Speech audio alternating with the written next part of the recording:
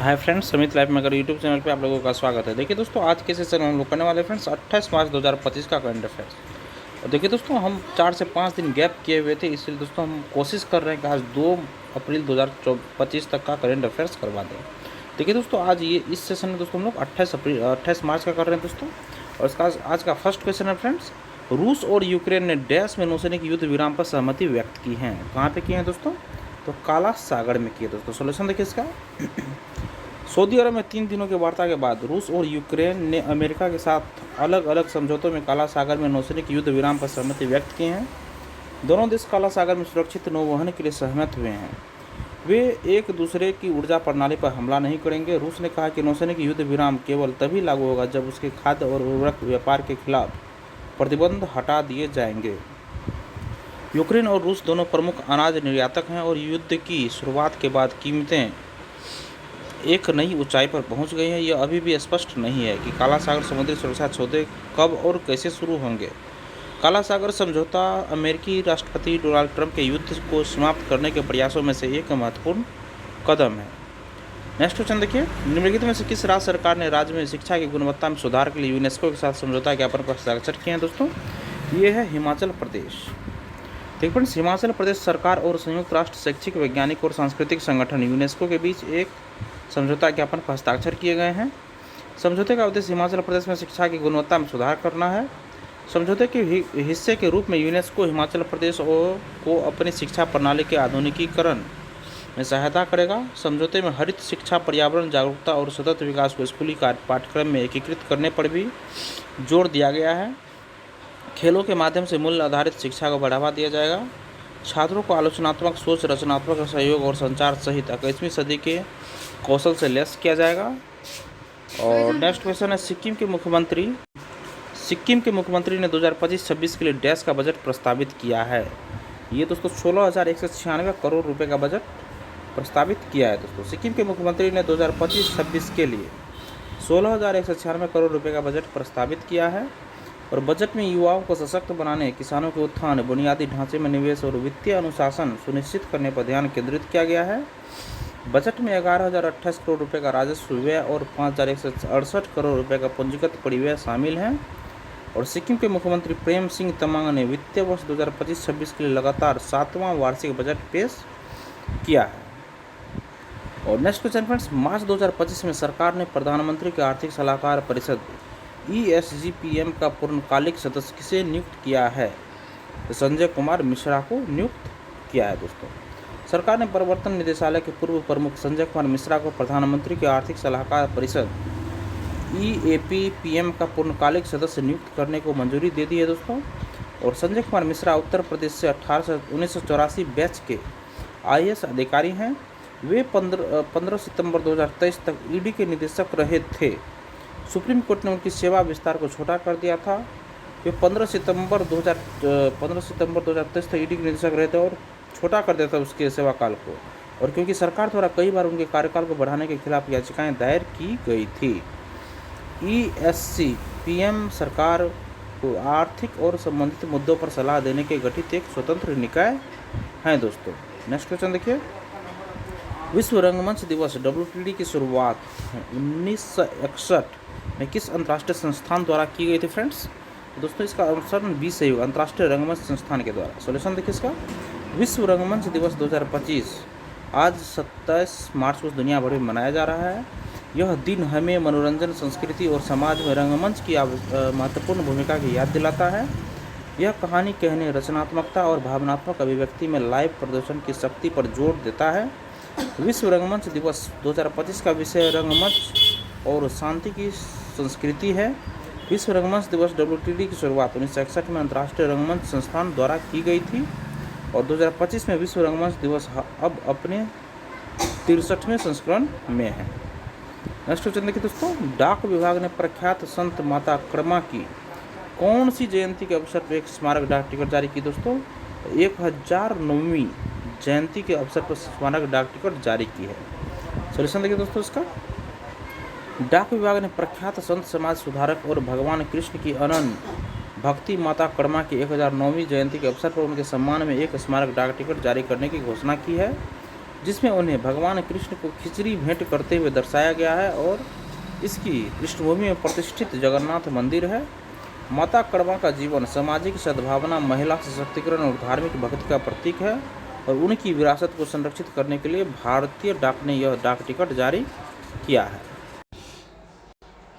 और देखिए फ्रेंड्स, माता कड़वा का जीवन सामाजिक सद्भावना, महिला सशक्तिकरण और धार्मिक भक्ति का प्रतीक है और उनकी विरासत को संरक्षित करने के लिए भारतीय डाक ने यह डाक टिकट जारी किया। दोस्तों याद रखिएगा। देखिए नेक्स्ट क्वेश्चन है फ्रेंड्स, पुस्तक रिपल्स ऑफ चेंज पुस्तक के डैश के सहयोग से पेयजल और स्वच्छता विभाग DDWS द्वारा प्रकाशित की गई।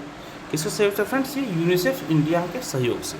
सॉल्यूशन देखिए दोस्तों इसका, जल शक्ति मंत्री द्वारा महिलाओं के नेतृत्व वाली ग्रामीण वास पहलों पर पुस्तक रिपल्स ऑफ चेंज का विमोचन किया गया और 26 मार्च को ripples of change gender transformative rural वास programmes in India Jal Shakti मंत्री CR पाटिल द्वारा लॉन्च किया गया था। यह पुस्तक यूनिसेफ इंडिया के सहयोग से पेयजल और स्वच्छता विभाग DDWS द्वारा प्रकाशित की गई। रिपल्स ऑफ चेंज में ग्रामीण भारत की 10 शक्तिशाली कहानियाँ हैं। यूनिसेफ द्वारा प्रलेखित ये कहानियाँ लैंगिक सशक्तिकरण, सामुदायिक नेतृत्व और ज़मीनी स्तर पर नवाचार के माध्यम से स्वच्छ भारत मिशन, ग्रामीण और जल जीवन मिशन के परिवर्तनकारी प्रभाव को दर्शाती है। नेक्स्ट क्वेश्चन है, DRDO और डैश ने स्वदेशी रूप से विकसित short range surface to air missile का सफलतापूर्वक परीक्षण किया है। तो DRDO और नौसेना ने दोस्तों ये सहयोग करके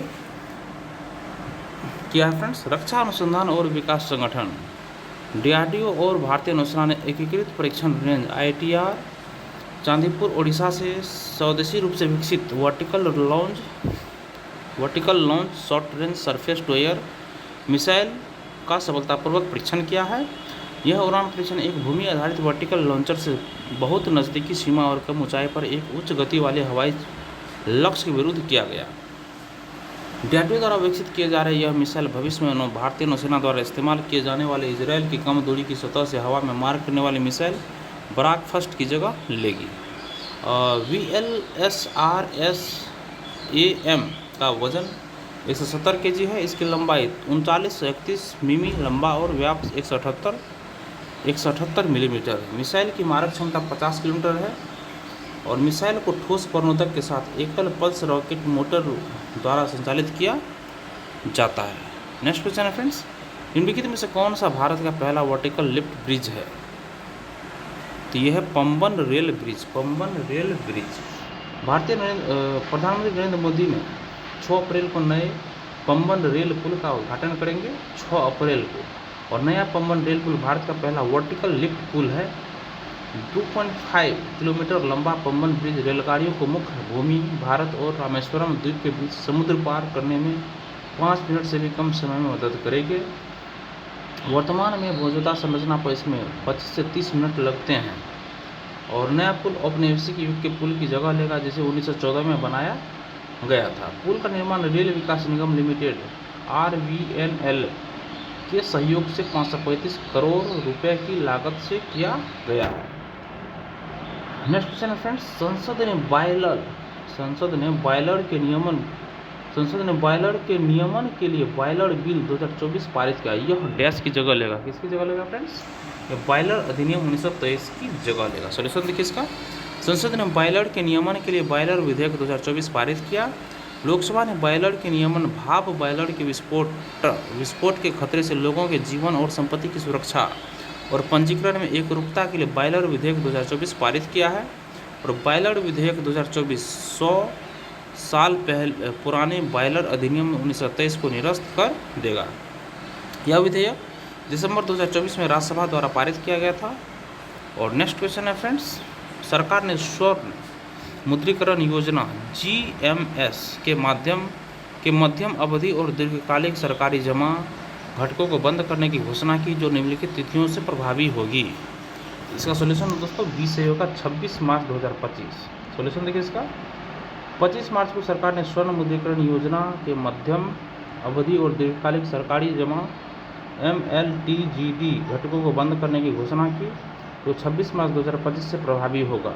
इसके अनुसार GM के उक्त घटकों के तहत नामित संग्रह और शुद्धता परीक्षण केंद्रों या GM मोबिलाइजेशन संग्रह और परीक्षण एजेंटों या नामित बैंक शाखाओं में जमा किया गया कोई भी सोना 26 मार्च 2025 से स्वीकार नहीं किया जाएगा। और 15 सितंबर 2015 को स्वर्ण मुद्रीकरण योजना की घोषणा की गई है। और GMS में मूल रूप से 3 घटक शामिल थे। अल्पकालिक बैंक जमा 1 से 3 वर्ष, मध्यम अवधि के सरकारी जमा 5 से 7 वर्ष और दीर्घकालिक सरकारी जमा 12 से 15 वर्ष। नेक्स्ट क्वेश्चन दोस्तों, संसद ने बैंकिंग कानून संशोधन विधेयक 2024 पारित किया है। निम्नलिखित में से कौन सा कथन सही है? इसका ऑप्शन सी सही होगा दोस्तों, दोनों ऑप्शन हमारा सही होगा। फर्स्ट देखिए, विधेयक में प्रति बैंक खाते में नामांकित व्यक्तियों के लिए विकल्प को 1 से बढ़ाकर 4 करने का प्रस्ताव है।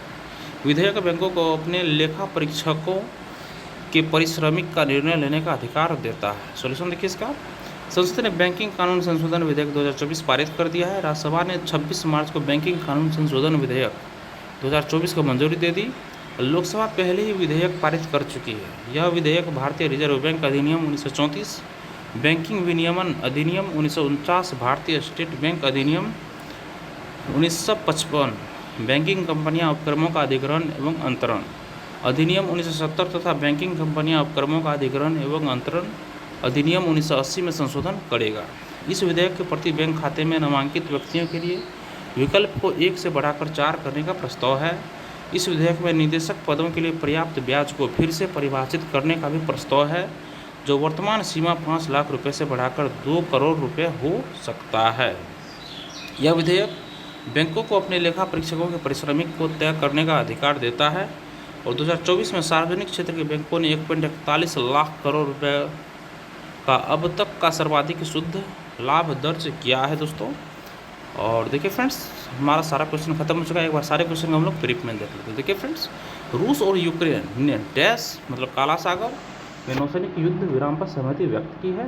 सेकंड क्वेश्चन है, निम्नलिखित में से किस राज्य सरकार ने राज्य में शिक्षा की गुणवत्ता में सुधार के यूनेस्को के साथ समझौता ज्ञापन पर हस्ताक्षर किए? हिमाचल प्रदेश। थर्ड क्वेश्चन है, सिक्किम के मुख्यमंत्री ने 2025-26 के लिए 16,196 करोड़ रुपए का बजट प्रस्तावित किया है।